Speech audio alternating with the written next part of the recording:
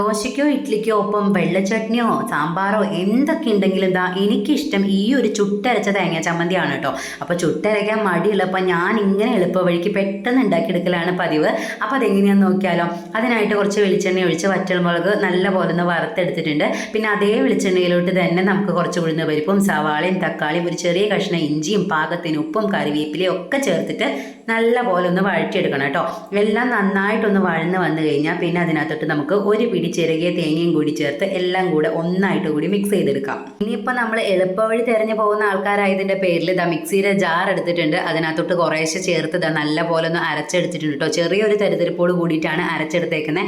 ഇനിയിപ്പോൾ പതിവ് പോലെ തന്നെ വെളിച്ചെണ്ണ ഒഴിക്കുക, കടുക് പൊട്ടിക്കുക, ഉഴുന്നുപരിപ്പ് പൊട്ടിക്കുക, വറ്റൽമുളകും കറിവേപ്പിലയും എല്ലാം ചേർത്ത് നമ്മുടെ അരച്ച് വെച്ച കൂട്ടും കൂടി ചേർത്ത് ഒന്ന് ഇളക്കി എടുത്തു കഴിഞ്ഞാൽ നല്ല കിഡിലൻ ഒരു തേങ്ങ ചമ്മന്തി ഇവിടെ തയ്യാറായിട്ടുണ്ട് കേട്ടോ. നല്ല ടേസ്റ്റാണ്. അപ്പോൾ അടിപൊളിയാണ്. ഇഷ്ടപ്പെട്ട ലൈക്ക് ചെയ്യാൻ മറക്കരുത്. Tata bye bye, see U.